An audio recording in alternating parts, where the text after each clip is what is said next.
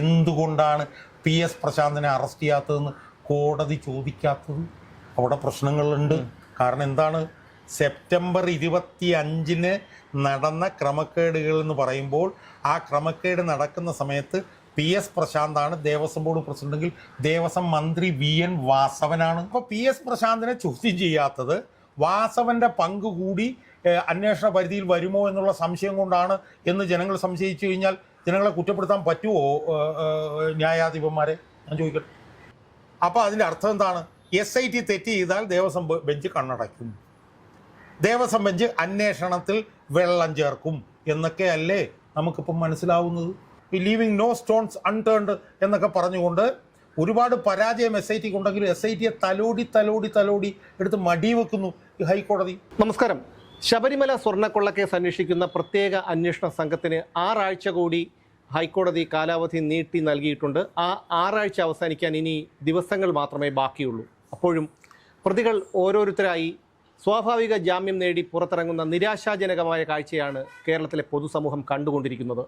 ഒരു ഇടക്കാല കുറ്റപത്രം പോലും സമർപ്പിക്കാൻ ഇതുവരെ SITക്ക് കഴിഞ്ഞിട്ടില്ല. അതൊരു ഒത്തുകളിയുടെ ഭാഗമാണോ? അത് SITയെ മാത്രം നമുക്ക് കുറ്റപ്പെടുത്താൻ കഴിയുമോ? അതോ കോടതിയുടെ നിരീക്ഷണത്തിലിരിക്കുന്ന ഈ ഒരു കേസിൽ ഈ പ്രതികൾ ഓരോന്നായി ജാമ്യം കിട്ടി പുറത്തിറങ്ങുമ്പോൾ അത് കോടതിയെ പോലും പൊതുജനങ്ങളുടെ മുന്നിൽ സംശയദൃഷ്ടിയിലാക്കുന്ന ഒരു നിലപാടല്ലേ? നമുക്കറിയാലോ, ഈ കോടതി അന്വേഷണം തുടങ്ങിയിട്ടൊരു 3-4 മാസം കഴിഞ്ഞു. സെപ്റ്റംബറിൽ മറ്റാണ് ഈ കോടതി ഈ വിഷയത്തിൽ ഇടപെടുന്ന സമയത്ത് യഥാർത്ഥത്തിൽ കോടതിയെക്കുറിച്ചിട്ട് ജനങ്ങൾക്ക് മതിപ്പോ അല്ലാതെ കുറഞ്ഞുകൊണ്ടിരിക്കുന്നൊരു സമയമായിരുന്നു. കാരണം കേരളത്തിലെ ഭരണകൂടത്തിനെതിരെ കോടതിക്കൊന്നും ശബ്ദിക്കാൻ കഴിയുന്നില്ല. കേരളത്തിലെ മുഖ്യമന്ത്രി പിണറായി വിജയനും അയാളുടെ കുടുംബമൊക്കെയായി ബന്ധപ്പെട്ടുള്ള കേസുകൾ ചെന്ന് കഴിഞ്ഞാൽ ഒരു അഴകുഴമ്പൻ സമീപനം കോടതി എടുക്കും. കഴിഞ്ഞ 10 വർഷമായിട്ട് പിണറായി വിജയനെതിരെ പിണറായി വിജയനുമായി ബന്ധപ്പെട്ടവർക്കെതിരെ ഒന്നും ഉള്ള അഴിമതികളിലൊന്നും കോടതി വലിയ ഗുണപരമായിട്ടുള്ള സമീപനമൊന്നും എടുത്തിട്ടില്ല എന്നൊക്കെ പറഞ്ഞ് കേരളത്തിലെ ഹൈക്കോടതിയുടെ ഒരു നിലപാടിനെക്കുറിച്ചും ഉത്തരവാദിത്തത്തിനെക്കുറിച്ചും ഒക്കെ ജനങ്ങളുടെ ഇടയിൽ വലിയ തോതിലുള്ള സംശയങ്ങൾ ഉയർന്നു വന്നുകൊണ്ടിരുന്ന ഒരു സമയത്താണ് കേരള ഹൈക്കോടതിയിലെ ദേവസ്വം ബെഞ്ച് ഹിന്ദുക്കളുടെ കേരളത്തിലെ മഹാക്ഷേത്രമായിട്ടുള്ള ശബരിമലയിൽ നടന്ന പെരുങ്കൊള്ള സംബന്ധിച്ചിട്ടുള്ള വിഷയം സ്വമേധയാ എടുത്ത് പുറത്തേക്ക് കൊണ്ടുവന്നു. ആരും അങ്ങോട്ട് ചെന്ന് ആവശ്യപ്പെട്ടിട്ടല്ല. അങ്ങോട്ട് ചെന്ന് ആവശ്യപ്പെട്ടിട്ടുള്ള കേസുകളിൽ പോലും അനങ്ങാമറ നയം എടുത്തുകൊണ്ടിരുന്ന ഒരു ഹൈക്കോടതി സ്വമേധയാ തന്നെ ഇത് എടുത്തു. അപ്പോൾ അത് ജനങ്ങളുടെ ഇടയിൽ വലിയ തോതിൽ ചർച്ചയ്ക്ക് കാരണമായി. കാരണം ജനങ്ങൾ ഒട്ടും പ്രതീക്ഷിക്കുന്നില്ല കോടതി ഇത്തരത്തിലൊരു നിലപാടെടുക്കുമെന്ന് എന്നുള്ളത് പ്രതീക്ഷിക്കുന്നില്ല. 1. 2, ശബരിമല പോലൊരു സ്ഥലത്തെ ശ്രീകോവിലിൽ നിന്ന് തട്ടിപ്പ് നടത്തുന്നുള്ള ജനം ഒട്ടും പ്രതീക്ഷിക്കുന്നില്ല. അതെ, മനസ്സിലായി. അപ്പോൾ ജനങ്ങളാകപ്പോടെ ഞെട്ടി വാതുറന്നു പോയി. അപ്പം അത് കേസ് വന്നതിനെ തുടർന്ന് ഹൈക്കോടതി പിന്നീട് ആ വിഷയത്തിൽ എടുത്തിട്ടുള്ള ആർജവത്തോടുകൂടിയും ഇച്ഛാശക്തിയോടു കൂടിയുള്ള സമീപനം ഹൈക്കോടതിയുടെ വിശ്വാസ്യത ജനങ്ങൾക്കിടയിൽ 10 മടങ്ങ് വർദ്ധിപ്പിച്ചു. കാരണം ഇത് സംബന്ധിച്ചിട്ട് പിന്നെ കൊള്ള സംബന്ധിച്ചിട്ട് ഞെട്ടിക്കുന്ന വിവരങ്ങളാണ്. ഇപ്പോൾ ഉണ്ണികൃഷ്ണൻ പോറ്റി അയാൾ എഴുതിയിട്ടുള്ള കത്ത് കാര്യങ്ങൾ, മറ്റേത് സ്വർണം ചെമ്പാക്കി, ഈ വിഷയങ്ങളെല്ലാം കോടതിയാണ് പുറത്തേക്ക് കൊണ്ടിരുന്നത്. അപ്പോൾ ആളാകെ അവിടെ സ്തംഭിച്ചു പോയി. ആളുകൾ മനസ്സിൽ വിചാരിച്ചതെന്ന് വെച്ചാൽ ഇത് ശബരിമല പോലൊരു സ്ഥലത്ത് ശ്രീകോവിലിൽ നിന്ന് തന്നെ സ്വർണ്ണക്കൊള്ളയോ എന്നുള്ള നിലയിലേക്ക് ഇത് വന്നു. ഒന്നിനു പുറകെ ഒന്നായിട്ട് ഇടക്കാല ഉത്തരവുകൾ കോടതി ഇറക്കാൻ തുടങ്ങി. ആദ്യം കോടതി പിന്നെ ദേവസ്വം വിജിലൻസിനോട് ഇത് അന്വേഷിക്കാൻ പറഞ്ഞു. അവരന്വേഷിച്ച് റിപ്പോർട്ട് കൊടുത്തു. അതിനകത്തു നിന്നുള്ള ഞെട്ടിക്കുന്ന വിവരങ്ങൾ കോടതി പുറത്തു കൊണ്ടുവന്നു. ഇന്ന പോലുള്ള ഞെട്ടിക്കുന്ന വിവരങ്ങളാണ് നടന്നുകൊണ്ടിരിക്കുന്നത് കോടതി പറഞ്ഞു. ഒരു ഘട്ടത്തിൽ കോടതി എന്ത് ചെയ്തു? കോടതിക്ക് വേണമെങ്കിൽ ഇതൊരു പ്രത്യേക അന്വേഷണ സംഘം അന്വേഷിക്കാമെന്ന് പറഞ്ഞ് കോടതിക്ക് അങ്ങ് വിടാമായിരുന്നു അല്ലേ? അങ്ങനെയാണ് സാധാരണ ചെയ്തുകൊണ്ടിരിക്കുന്നത്. എന്നാൽ കോടതി അവിടെ നിന്ന് എന്ത് ചെയ്തു? കോടതി പറഞ്ഞു അത് പോരാ എന്ന് പറഞ്ഞ് ഒരു പ്രത്യേക അന്വേഷണ സംഘത്തെ വെച്ചു. ആ അന്വേഷണ സംഘത്തെ വെച്ചു എന്ന് മാത്രമല്ല, അതിൽ ആരൊക്കെ വേണം എന്ന് കോടതി തീരുമാനിച്ചു. ഇതൊന്നും സാധാരണ രീതിയിൽ കോടതി ഉണ്ടാവുന്ന കാര്യമല്ല. അതെ, കോടതിക്ക് ഈ ഒരു കൊള്ളയുടെ ഒരു ആഴം ബോധ്യപ്പെട്ടത് കൊണ്ടാണല്ലോ അത്തരത്തിലൊരു നിലപാടെടുത്തത്. എന്ന് മാത്രമല്ല, കോടതി സ്വമേധയാ പറയുകയും ചെയ്തു എന്തുകൊണ്ടാണ് ഞങ്ങൾ ഇങ്ങനെ ചെയ്തത്. അതായത് ടു ഇൻസ്റ്റിൽ പബ്ലിക് കോൺഫിഡൻസ്, അതായത് ജനങ്ങളുടെ ഇടയിലുള്ള വിശ്വാസ്യത വർദ്ധിപ്പിക്കാൻ വേണ്ടിയിട്ടാണ് ഇവർ ചെയ്തതെന്ന് പറയുന്നു. അങ്ങനെ SIT വയ്ക്കുന്നു. എന്ന് മാത്രമല്ല, SIT എന്തൊക്കെ അന്വേഷിക്കണം എന്നുള്ള കാര്യം പോലും ബഹുമാനപ്പെട്ട കോടതി SITയോട് പറയുന്നു. കോടതിയിൽ ശരിക്കും പിന്നെ ഇത് പിന്നെ കോടതിയിലെ കോർട്ട് ഓഫീസറെ പോലും പുറത്താക്കി മാറ്റി നിർത്തിയിട്ടാണ് കോടതി ഈ കാര്യങ്ങൾ അന്വേഷണം ചെയ്തത്. എനിക്കൊന്ന് ഒക്ടോബർ 21 കണ്ടുള്ള ഒരു വിധിന്യായത്തിൽ 9 ഗൂഢാലോചനക്കുള്ള 9 ഉദാഹരണങ്ങൾ കൊടുത്തിട്ട് അന്വേഷിച്ചോളൂ എന്ന് പറയുന്നു. അതെ, അങ്ങനെ പറയുന്നു. അതിനനുസരിച്ച് SIT പ്രവർത്തിക്കുന്നു. SIT പ്രവർത്തിച്ച് ആദ്യം കുറേ ഉദ്യോഗസ്ഥന്മാരെ അറസ്റ്റ് ചെയ്യുന്നു. അതിനുശേഷം നമ്മളെല്ലാവരെയും ഞെട്ടിച്ചുകൊണ്ട് ദേവസ്വം ബോർഡിൻ്റെ 2 മുൻ പ്രസിഡന്റുമാരെ അറസ്റ്റ് ചെയ്യുന്നു. അതൊന്നും നമ്മൾ പ്രതീക്ഷിച്ച കാര്യം. കാരണം പിണറായി വിജയൻ ഇങ്ങനെ ഭരിച്ചുകൊണ്ടിരിക്കുമ്പോഴത്തേക്ക് ഇതുപോലെയൊക്കെ അറസ്റ്റ് നടക്കുമോ എന്നുള്ള സംശയം വന്നു. അവരെ അറസ്റ്റ് ചെയ്യുന്നു. അയാൾ ഗൂഢാലോചനയിൽ പങ്കുള്ള ആളാണെന്നുള്ള നിലയിൽ വരുന്നു. അയാൾ ജയിലിലാവുന്നു. അത്ഭുതകരമെന്ന് പറയട്ടെ, ആ വിഷയം തെരഞ്ഞെടുപ്പിൽ വലിയൊരു ചർച്ചാ വിഷയമാകുന്നു. ചർച്ചാ വിഷയമായി പിണറായി വിജയൻ, 3ാം ഭരണത്തിന് കാത്തിരിക്കുന്ന പിണറായി വിജയൻ തോറ്റു തുന്നം പാടുന്ന അവസ്ഥയിലേക്ക് കാര്യങ്ങളെത്തി. അതെ, സ്വാഭാവികമായും താഴ്ന്നുകൊണ്ടിരുന്ന കോടതികളുടെ വിശ്വാസ്യത, ഹൈക്കോടതിയുടെ വിശ്വാസ്യതയൊക്കെ അങ്ങോട്ട് ഉയർന്ന് പൊങ്ങി അങ്ങോട്ട് വരാൻ തുടങ്ങും. ജനങ്ങളുടെ ഇടയിൽ വലിയ വിശ്വാസ്യതയുള്ള ഒരു സ്ഥാപനം, ഒരു നെടുനായകത്തുള്ള സ്ഥാപനമായി ഹൈക്കോടതി മാറി. സ്വാഭാവികമായും നമ്മൾ ഒരുപാട് പ്രതീക്ഷിച്ചു. കാരണം ഹൈക്കോടതി ഇങ്ങനെ ചെയ്യുമെന്ന് നമ്മൾ വിചാരിക്കുന്നില്ല. ഹൈക്കോടതി ഓരോ കാര്യങ്ങൾ പറയുന്നു. അപ്പോൾ അതിൽ നിന്ന് നമുക്കുണ്ടായിട്ടുള്ളൊരു ആത്മവിശ്വാസം, ജനങ്ങൾക്കുണ്ടായിട്ടുള്ളൊരു ആത്മവിശ്വാസം ഇതങ്ങോട്ട് വളരുന്നു. പക്ഷേ ഇത് വളർന്നെങ്കിലും എന്താ സംഭവിച്ചത്? It was short leave. കുറച്ച് കാലത്തേക്ക് മാത്രമേ അത് നിലനിന്നു. ഒരു ഘട്ടം കഴിഞ്ഞപ്പോഴത്തേക്കും ഇത് മരവിക്കാൻ ഉള്ള സാധ്യതകൾ കാണാൻ തുടങ്ങി. അതെവിടെയാണ് കാണാൻ തുടങ്ങിയത്? ഒന്ന്, അതുവരെ എല്ലാവരുടെയും ചോദ്യം ചെയ്യലും കാര്യങ്ങളൊക്കെ പൊതുമണ്ഡലം അറിഞ്ഞറിഞ്ഞ് പോകുന്ന സ്ഥിതിയായിരുന്നെങ്കിൽ പൊടുന്നനെ കടകംപള്ളി സുരേന്ദ്രനെയും PS പ്രശാന്തിനെയും രഹസ്യാത്മകമായി ചോദ്യം ചെയ്തു. ആ വിവരം പിന്നീടാണല്ലോ പുറത്തു ചോദ്യം ചെയ്യുന്ന സമയത്ത് അവിടെ മുതലാണ് യഥാർത്ഥത്തിൽ ഇത് ഈ അന്വേഷണ നടപടികൾ സംശയാസ്പദമാണ്. ഈ കടകംപള്ളിയിലേക്ക് അന്വേഷണം എത്തുമ്പോൾ ഒരു മരവിപ്പ് സ്വാഭാവികമാണ്, നമുക്കത് ഊഹിക്കാം. പക്ഷേ പ്രശാന്തിലേക്ക് എത്തുമ്പോൾ, കാരണം പ്രശാന്തിനേക്കാൾ മുതിർന്ന 2 CPM നേതാക്കളാണ് ഇപ്പോൾ മുൻ ദേവസ്വം പ്രസിഡന്റുമാരായ 2 പേരകത്ത് കിടക്കുന്നത്. പക്ഷേ പ്രശാന്തിനെ എന്താണ് സംരക്ഷിക്കേണ്ട ഒരു നിലപാട് SIT എടുത്തത്? അത് മാത്രമല്ല, ഏകദേശം ഒരു 2.5-3 മാസം മുമ്പ് ഹൈക്കോടതിയുടെ ഒരു ഇടക്കാല ഉത്തരവിൽ ഈ പ്രശാന്തിനെ കുറിച്ച് വളരെ രൂക്ഷമായ ഭാഷയിൽ വിമർശിച്ചിട്ടുണ്ട്. ഞാനതിനെ രണ്ടാമത്തെ ഡിഫറൻഷ്യേറ്റ് ചെയ്യുന്നില്ല. ഇപ്പോൾ ഞാൻ പറഞ്ഞു വരുന്നത്, ഹൈക്കോടതി ആർജവത്തോടുകൂടി എടുത്തൊരു നിലപാട്, അവരിറക്കിയിട്ടുള്ള ഇടക്കാല ഉത്തരവുകൾ, അവരുടെ അന്വേഷണം, അവരുടെ ഡയറക്ഷൻ്റെയും കൂടെ ഭാഗമായി പത്മകുമാറിനെയും വാസുവിനെ അറസ്റ്റ് ചെയ്തു എന്ന് പറയുന്നത് തന്നെ ചെറിയ കാര്യമല്ല. അതൊന്നും സാധാരണത്തിൽ പിണറായി വിജയൻ ഭരിക്കുമ്പോൾ സംഭവിക്കാവുന്ന കാര്യമല്ല. പക്ഷെ അത് സംഭവിക്കുന്നു. സ്വാഭാവികമായും അതുവരെ കോടതി എടുത്ത ഇച്ഛാശക്തിയുള്ള നിലപാട് വെച്ചുകൊണ്ട് നോക്കുമ്പോൾ പ്രശാന്തിനെ നമ്മൾ മാറ്റി നിർത്തുമ്പോൾ കടകംപള്ളി സുരേന്ദ്രനെയും അറസ്റ്റ് ചെയ്യും എന്ന് തന്നെയാണ് പൊതുമണ്ഡലം വിശ്വസിച്ചത്. പക്ഷേ കടകംപള്ളി സുരേന്ദ്രനിലേക്ക് വന്നപ്പോഴേ എവിടെയോ ഒരു തട്ടുമുട്ട് കണ്ടു. കാരണം രഹസ്യമായി ചോദ്യം ചെയ്തു. അവിടെ നിന്നുള്ള പിന്നീടുള്ള പ്രശാന്തിനെയും അങ്ങനെയാണല്ലോ ചെയ്തതില്ല. പ്രശാന്തിനെയും ചെയ്തു. പക്ഷേ പ്രശാന്തിനെ സംബന്ധിച്ചിടത്തോളം സുമേഷ് പറഞ്ഞതുപോലെ എനിക്ക് ഒക്ടോബർ 21 വിധിന്യായത്തിൽ തന്നെ സെപ്റ്റംബർ 25 നടന്ന ക്രമക്കേടുകളെക്കുറിച്ച് 19 മുതൽ 26 വരെയുള്ള പാരഗ്രാഫ്സിൽ വളരെ നിശിതമായി പറഞ്ഞിരുന്നു. അപ്പോൾ കടകംപള്ളിയെ സംബന്ധിച്ചിടത്തോളം കടകംപള്ളിക്കെതിരായിട്ട് പരാമർശങ്ങളൊന്നും ഉണ്ടായിരുന്നില്ല. പക്ഷേ PS പ്രശാന്തിനെതിരെ പരാമർശങ്ങളുണ്ടായിരുന്നു. PS പ്രശാന്തിന്. അപ്പോൾ അവിടെ മുതൽ ഇത് താഴോട്ട് വന്നു. അവിടെ മുതൽ നമ്മൾ നിലപാടുകൾ SIT എടുത്ത് നോക്കൂ. ആദ്യം ഇവരെ 2 പേരെയും പിന്നെ ചോദ്യം ചെയ്ത് ജനങ്ങൾ അറിഞ്ഞില്ല. ഈ KP ശങ്കരദാസിൻ്റെയും വിജയകുമാറിനെയും പ്രതി പോലും ആക്കിയില്ല. അവരെ പിന്നീട് പ്രതിയാക്കി കഴിഞ്ഞിട്ട് വിജയകുമാറിനെ മാത്രം അറസ്റ്റ് ചെയ്തു, ശങ്കരദാസിനെ അറസ്റ്റ് ചെയ്തില്ല. പ്രതിയാക്കി കഴിഞ്ഞപ്പോൾ ശങ്കരദാസ് പോയി ആശുപത്രി കിടക്കുന്നു. ആശുപത്രിയിൽ ചെന്നിട്ട് SIT പറയുന്നു ഇയാൾ ആശുപത്രി കിടക്കുകയാണ്, ചോദ്യം ചെയ്യാൻ പറ്റുന്നില്ല എന്ന് പറയുന്നു. അവിടെ ജസ്റ്റിസ് ബദറുദ്ദീൻ വരുന്നു, അദ്ദേഹത്തിൻ്റെ വിധിന്യായങ്ങൾ വരുന്നു. ആ വിധിന്യായങ്ങളുടെ അടിസ്ഥാനത്തിലാണ് അവർ അറസ്റ്റ് ചെയ്യപ്പെടുന്നത്. പിന്നീട് ഇങ്ങോട്ട് വന്ന് വരുമ്പോഴത്തേക്കും ഒരു ദിവസം SIT പറയുന്നു 98 മുതലുള്ള പിന്നെ വിഷയങ്ങൾ അന്വേഷിക്കുന്നത്. അതുവരെ അതിനെക്കുറിച്ച് പറയുന്നില്ല. അതുവരെ പറഞ്ഞിരുന്നത് 19 മുതൽ 25 വരെയുള്ള 2019 മുതൽ 25 വരെയുള്ള കാര്യങ്ങൾ അന്വേഷിക്കുന്ന പറഞ്ഞുകൊണ്ടിരുന്നത്. 2 FIRകളാണ് ഉണ്ടായിരുന്നത്. 3700/2025, 3701/2025 എന്നുള്ള 2 FIRകളാണ് ഉണ്ടായിരുന്നത്. പൊടുന്നനെ പറയുന്നു 498 മുതൽ അന്വേഷിക്കും. അവിടെ നമുക്ക് സംശയം വന്നത് എന്താ? ഈ 98 മുതലുള്ള കാര്യങ്ങൾ അന്വേഷിക്കണമെന്ന് പറഞ്ഞുകൊണ്ടിരുന്നത് കമ്മ്യൂണിസ്റ്റ് പാർട്ടി ഓഫ് ഇന്ത്യ മാർക്സിസ്റ്റാണ്. അതാണ് കോടതി ഏറ്റു പറഞ്ഞത്. അത് SIT പറയുന്നു. ആ SIT പറയുമ്പോഴും നമുക്ക് മനസ്സിലാക്കാം സമ്മർദ്ദത്തിന് വഴി. പക്ഷെ കോടതിയും അത് അംഗീകരിച്ചു. അത് അപ്പം ഫലത്തിൽ CPM എന്ത് പറഞ്ഞോ അങ്ങോട്ടേക്ക് കോടതി എത്തും. അതിനുശേഷം വാജിവാഹനത്തിൻ്റെ വിഷയം വന്നു. വാജിവാഹനത്തിൻ്റെ വിഷയം അന്വേഷണ പരിധിയിൽ ഇല്ല. അത് അന്വേഷിക്കുന്നത് സംബന്ധിച്ച് FIR-ഉം ഇല്ല. ആ വാജിവാഹനം മാറ്റിയത് കംപ്ലീറ്റ് കോടതി നിരീക്ഷണത്തിലായിരുന്നു എന്നുള്ളത് സംബന്ധിച്ചിട്ടുള്ള വിധിന്യായങ്ങളുണ്ട്.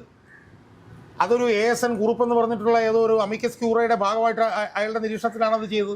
അയാളുടെ സുത്യർഹമായ സേവനമാണ് വാജിവാഹനം മാറ്റുന്നതുമായി ബന്ധപ്പെട്ട് നടത്തിയതെന്ന് ഹൈക്കോടതിയുടെ അന്നത്തെ ദേവസ്വം ബെഞ്ച് ദേവൻ രാമേന്ദ്രൻ്റെ നേതൃത്വത്തിലുള്ള ദേവസ്വം ബെഞ്ചിൻ്റെ വിധിന്യായം പോലും ഉണ്ടായിരുന്നു. അപ്പോൾ ഹൈക്കോടതിയുടെ നിരീക്ഷണത്തിലാണ് വാജിവാഹനം മാറ്റിയ പ്രവർത്തനം നടന്നത്. എന്നിട്ടും വാജിവാഹനം പിടിച്ച് തൊണ്ടി മുതൽ കോടതി കൊണ്ട് കൊടുത്തു. അതിൻ്റെ യുക്തി മനസ്സിലാകുന്നില്ല. അവിടെയും പ്രശ്നം എന്താണെന്നറിയോ? ആ വാജിവാഹനം മാറ്റിയ വിഷയവും SIT അന്വേഷിക്കുന്നു ബഹുമാനപ്പെട്ട ഹൈക്കോടതി പറയുന്നു. അതിൻ്റെ യുക്തി എന്താണ്? അല്ല, അതായത് മാധ്യമപ്രവർത്തകരുടെയും ദേവസ്വം ബോർഡ് അംഗങ്ങളുടെയും പ്രസിഡന്റിന്റെയും ഭക്തജനങ്ങളുടെയും മുന്നിൽ വെച്ച് വാജിവാഹനം തന്ത്രിക കൈമാറുന്നു. അത് എല്ലാവർക്കും അറിയാവുന്ന ഒരു കാര്യം. അതിനെക്കുറിച്ച് അന്വേഷിക്കണമെന്ന് പറയുമ്പോൾ അതിനെക്കുറിച്ച് അന്വേഷിക്കുന്ന SIT പറഞ്ഞാൽ മനസ്സിലാക്കാം. കോടതി പറയുന്നു. അതിന്റെ യുക്തി മനസ്സിലാകുന്നത്. അപ്പൊ കോടതി യഥാർത്ഥത്തിൽ എന്താ ചെയ്യുന്നത്? കോടതി ഈ അന്വേഷണത്തെ കോടതിയും ഡൈല്യൂട്ട് ചെയ്യുന്നു.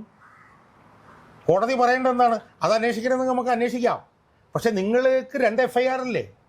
അതിന്റെ കാര്യം നിങ്ങൾ അന്വേഷിക്കൂ. അതിന്റെ തൊണ്ടി മുതൽ കണ്ടുപിടിക്കൂ. അപ്പൊ കോടതിയും ഇങ്ങനെ ഡൈല്യൂട്ട് ചെയ്ത് വരുന്നു.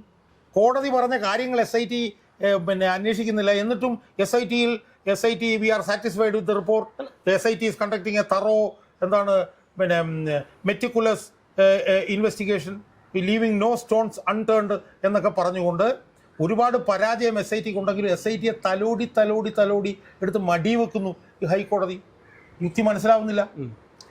CPM പറഞ്ഞ ന്യായത്തിലേക്ക് ഹൈക്കോടതി പോകേണ്ട കാര്യം എന്താ മനസ്സിലാവുന്നില്ല. PS പ്രശാന്തിനെതിരെ അതിരൂക്ഷമായിട്ടുള്ള പരാമർശങ്ങൾ നടത്തിയിട്ടും PS പ്രശാന്തിനെ എന്തുകൊണ്ട് അറസ്റ്റ് ചെയ്യുന്നില്ല എന്നുള്ള ചോദ്യം SIT ചോദിക്കുന്നില്ല. അവിടെ നമ്മളൊരു പ്രധാനപ്പെട്ട കാരണം കോടതി ചോദിക്കുന്നില്ല. അവിടെ ഒരു പ്രധാനപ്പെട്ട കാരണം നമ്മൾ കാണേണ്ടതാണ്.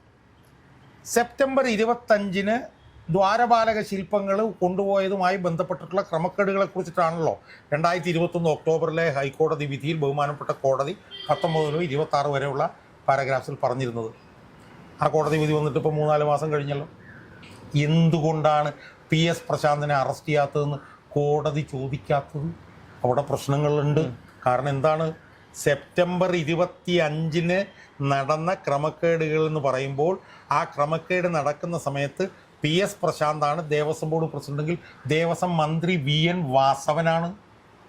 വാസവൻ അറിയാതെ പ്രശാന്തിനൊന്നും ചെയ്യാൻ കഴിയില്ല. അല്ല, ആണെന്നുള്ള തോന്നൽ ഞങ്ങളുടെ മുമ്പിൽ വരാൻ പാടില്ലേ? അപ്പോൾ PS പ്രശാന്തിനെ ചോദ്യം ചെയ്യാത്തത് വാസവന്റെ പങ്ക് കൂടി അന്വേഷണ പരിധിയിൽ വരുമോ എന്നുള്ള സംശയം കൊണ്ടാണ് എന്ന് ജനങ്ങൾ സംശയിച്ചു കഴിഞ്ഞാൽ ജനങ്ങളെ കുറ്റപ്പെടുത്താൻ പറ്റുമോ ന്യായാധിപന്മാരെ? ഞാൻ ചോദിക്കട്ടെ. അവിടെയാണ് ഞാൻ പറഞ്ഞത് SIT അല്ല, എൻ്റെ SIT അല്ല ഞാൻ വിമർശിക്കുന്നത്, കോടതിയാണെന്ന് ഞാൻ പറയും.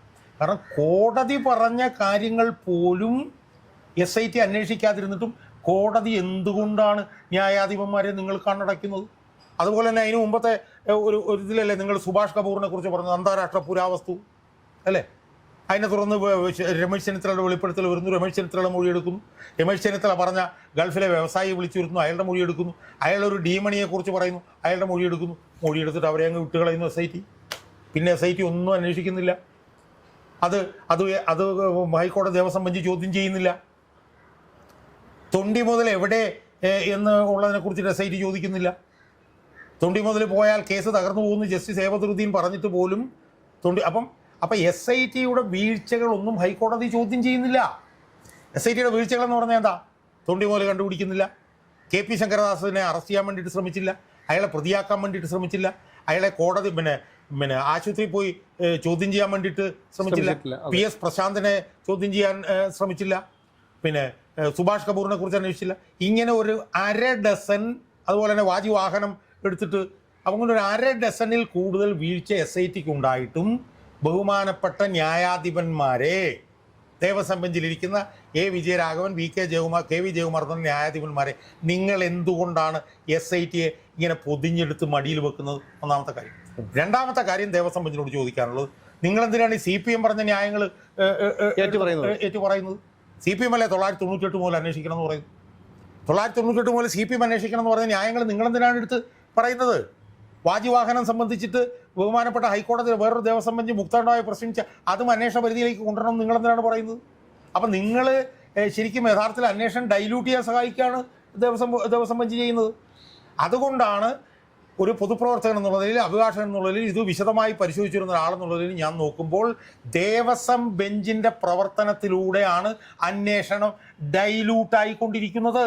അല്ലേ ഞാൻ ഒരു മിനിറ്റ്, അന്വേഷണം ഇതിനു മുമ്പ് തന്നെ വലിയ ഡൈലൂട്ടായി പോയനെ. എങ്ങനെ ബദറുദ്ദീൻ 2-3 കൊണ്ടുവന്നില്ലായിരുന്നു. ഇപ്പൊ അവസാനമായിട്ട് എന്താ സംഭവിച്ചിരിക്കുന്നത്? ഇപ്പൊ അവസാനമായിട്ട് സംഭവിച്ചിരിക്കുന്നത് എല്ലാവരും പോവുകയാണ്, എല്ലാവരും ജാമ്യം കിട്ടി പോവാണ്.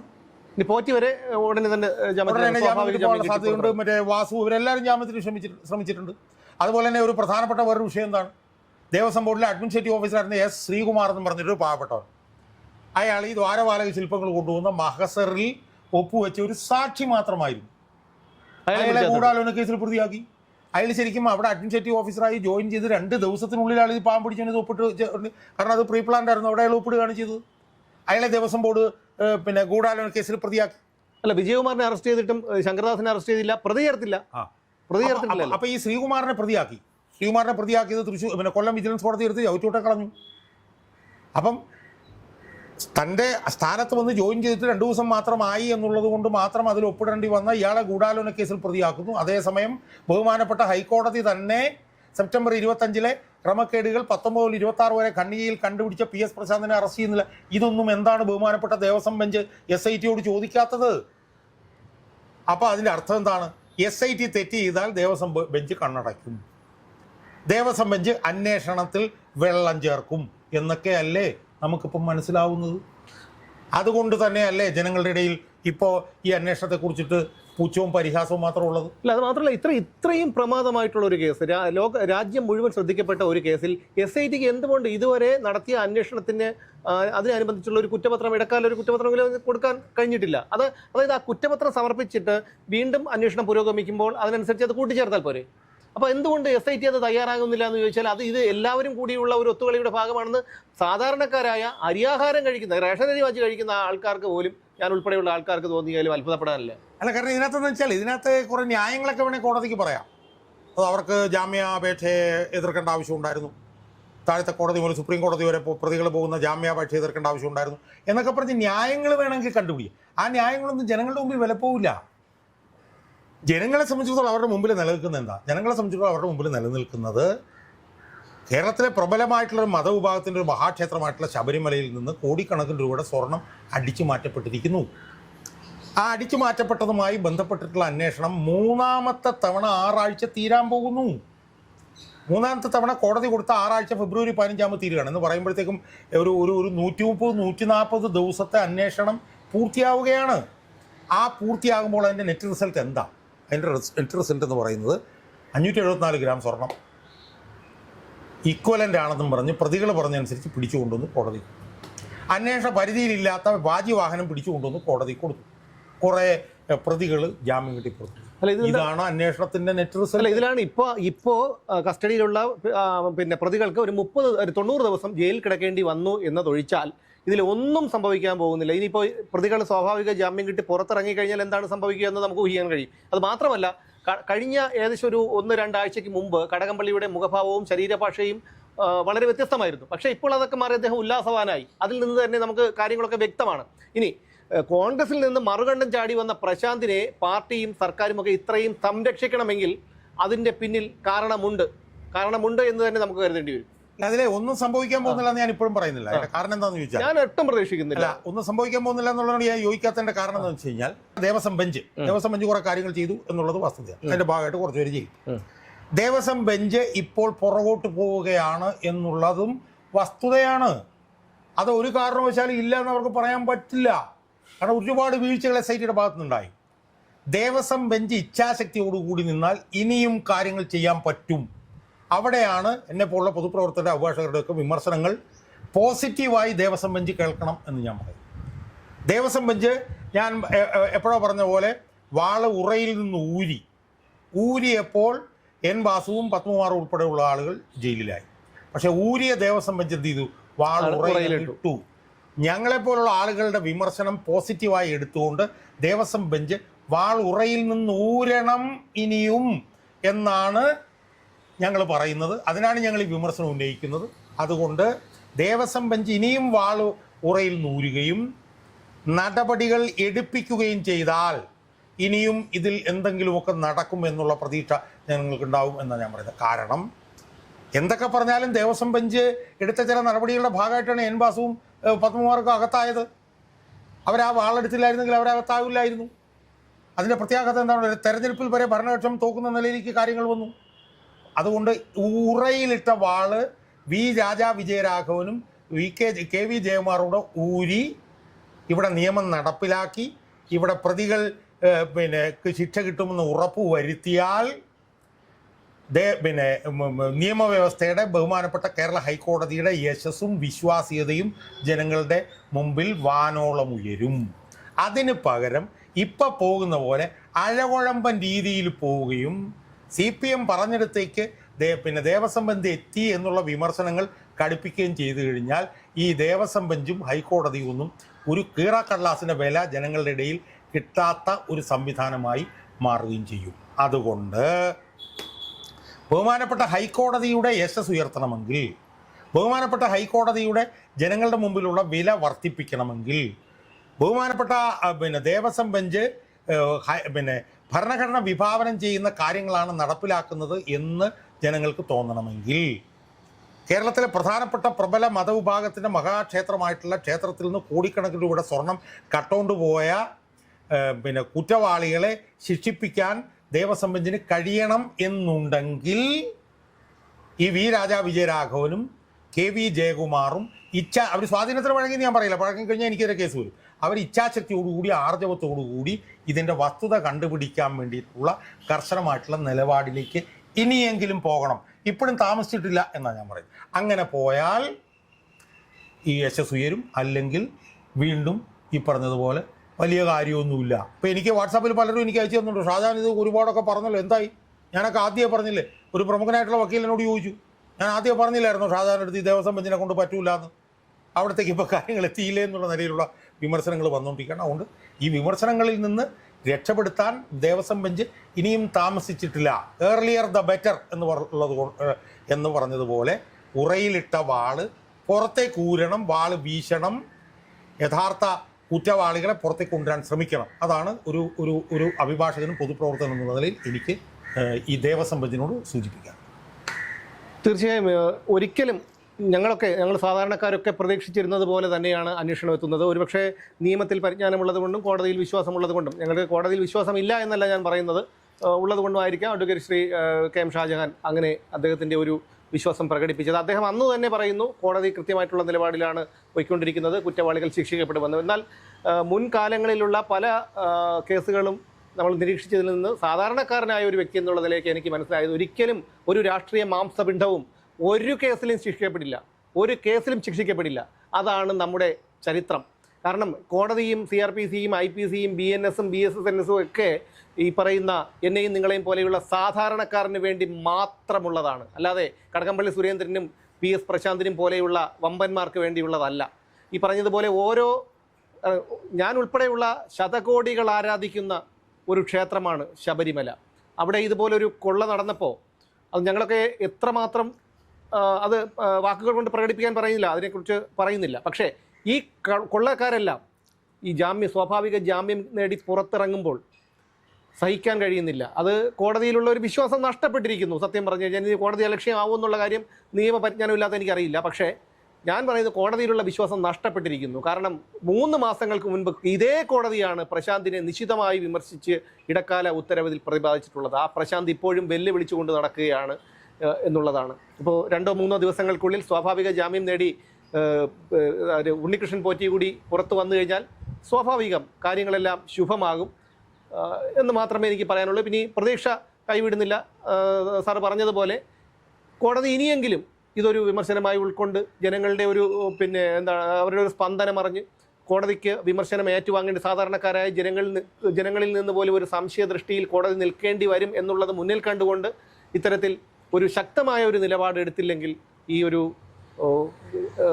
കേരളത്തിലെ പൊതുസമൂഹത്തിൻ്റെ ഒരു നിരാശ അത് മാത്രമേ പറയാനുള്ളൂ.